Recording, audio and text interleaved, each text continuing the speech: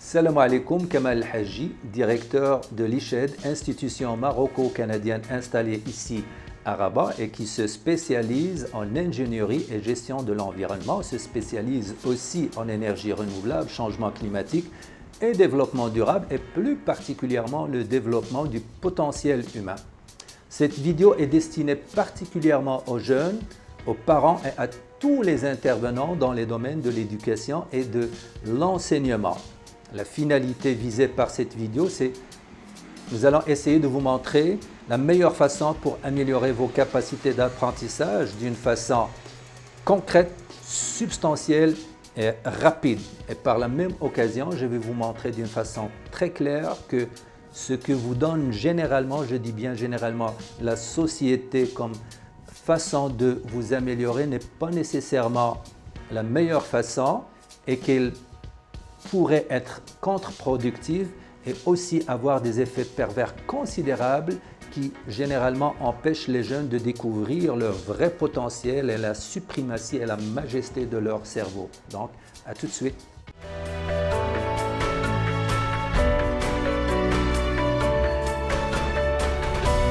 Donc, je rappelle que l'amélioration est le souhait de tout un chacun de nous et plus particulièrement vous autres les jeunes.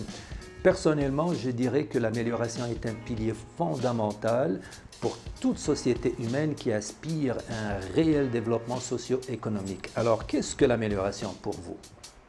Je peux vous dire tout simplement que l'amélioration est un acte volontaire qui consiste à rendre quelque chose meilleur. Et quand on dit meilleur, ça sous-entend qu'il y a un référentiel. Je m'explique. Supposons que je cours le 100 mètres en 12 secondes, je m'entraîne après et je cours encore une fois. Je fais ça en 10 secondes. À ce moment-là, je peux dire que je suis devenu meilleur par rapport à moi, mais pas par rapport aux champions olympiques et champions du monde. Donc, il y a la notion de référentiel. Aussi, ce que je vous demande de retenir de cette définition, deux éléments qui sont fondamentaux parce que sans ces deux, il n'y a pas d'amélioration. C'est la volonté et la capacité. Je dis bien la volonté et la capacité. Heureusement, tous les humains, ils ont la volonté, parce qu'il suffit de mettre un être humain dans une ambiance, dans un environnement, son cerveau va interagir avec ce qui l'entoure et il va essayer de se positionner de la meilleure façon. Mais qu'en est-il de la capacité? Avez-vous la bonne façon pour améliorer vos capacités d'apprentissage? Ça, c'est une question à laquelle il faut absolument répondre. Cette façon, certainement, vous l'avez reçue de la société, d'accord? Moi, je peux vous dire que ce que généralement, je dis bien généralement, ce que la société demande aux jeunes de faire pour s'améliorer, ce n'est pas ça ce que nous faisons, nous, les adultes, dans le monde réel, c'est-à-dire le monde professionnel ou personnel. Je m'explique dans ce cas aussi. Prenons l'exemple d'un chef pâtissier qui a préparé un gâteau, il n'est pas satisfait de son gâteau ou bien on lui a passé tout simplement des commentaires négatifs à ce propos. Qu'est-ce qu'il va faire? Certainement, il va essayer d'améliorer son produit. À ce moment-là, pensez-vous si on vient puis on lui dit il faut que tu sois motivé, il faut que tu travailles dur, il faut que tu t'organises, organise ton temps, il faut que tu planifies, il faut que tu sois sérieux. Mais tout ça, pour lui, c'est du langage bidon. Ce qu'il va faire d'une façon spontanée, je dis bien spontanée et naturelle, c'est qu'il va retourner vers trois dimensions. Il va aller vers la matière de base, les outils et les méthodes. D'ailleurs, ce sont ces trois éléments qui sont à la base de toute activité humaine. Et sans ces trois, il n'y a pas d'activité humaine, peu importe son genre, qu'elle soit matérielle ou immatérielle. Même pour réfléchir, nous avons besoin de ces trois éléments, absolument.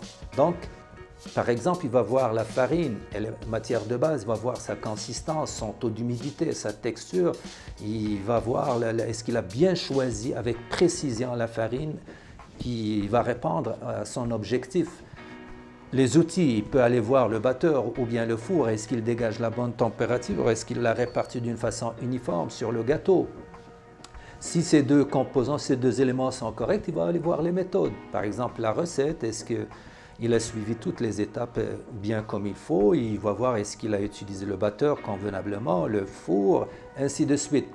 Et en travaillant sur ces éléments, il va réussir à s'améliorer et cette amélioration va être proportionnelle aux efforts qu'il va déployer sur ces 3 dimensions ou ces 3 éléments et certainement pas en étant sérieux ou en organisant. C'est sûr, organiser le temps et tout ça et planifier, c'est bon, mais pas avant les 3 éléments, s'il vous plaît.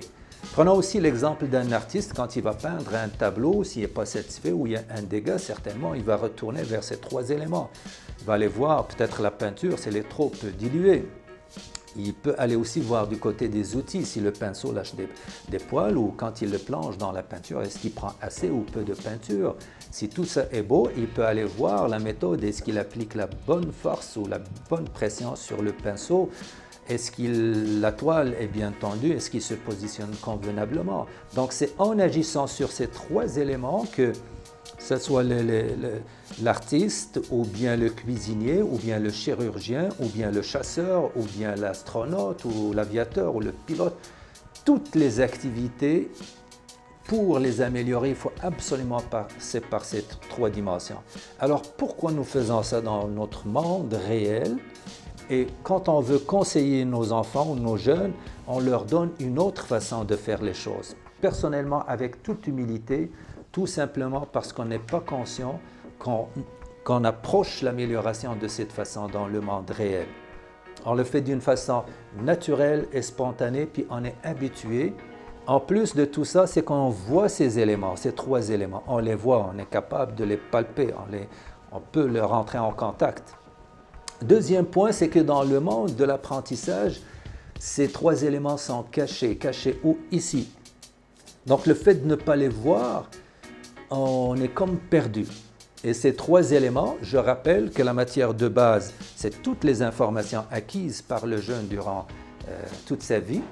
Deuxième chose, les outils, c'est le cerveau avec les différents types de mémoire, épisodique, procédurale, mémoire de travail, ainsi de suite, le système endocrinien, les neurotransmetteurs et les structures neuronales.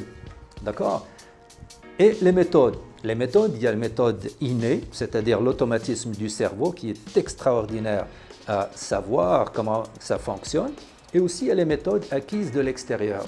Donc, si vous voulez vraiment conseiller vos enfants pour qu'ils aient une amélioration, comme j'ai dit, concrète, substantielle et rapide, il faut absolument, mais vraiment absolument les orienter vers ces 3 dimensions en premier, et après vous pouvez leur demander d'organiser leur temps ou d'être motivés. D'ailleurs, en parlant de la motivation, ce n'est pas le moment d'en parler, mais je vais vous faire une vidéo qui parle seulement de la motivation. Vous allez voir que ce n'est pas nécessairement ce que la majorité des jeunes pensent ou comprennent. Donc, avant de clôturer cette vidéo, j'interpelle vivement tous les parents et tous les intervenants dans les domaines de l'éducation et de l'enseignement à orienter nos jeunes vers l'approche de matière de base, des outils et des méthodes.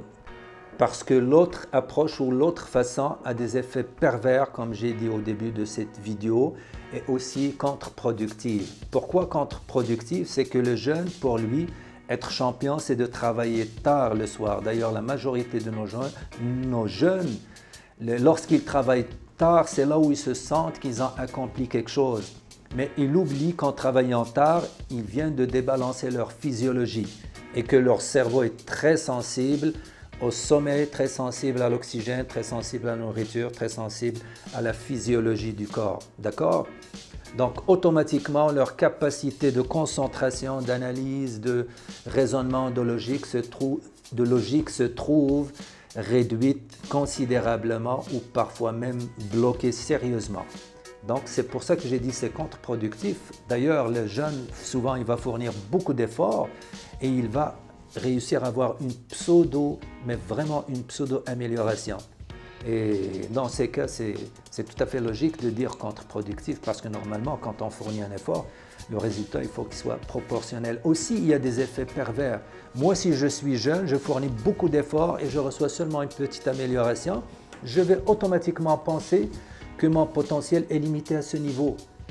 Donc, je vais avoir une sorte de sous-estime de moi-même, un manque de confiance de moi-même et je vais consolider l'idée que c'est ça mon niveau. Et je ne découvrirai jamais, mais jamais, mon vrai potentiel et la suprématie et la majesté de mon cerveau. Et par conséquent, tout ça, ça va se répercuter sur ma carrière académique, professionnelle et personnelle. Donc, d'ici la prochaine fois, je vous souhaite de passer d'agréables moments. Kamal Haji Cheb.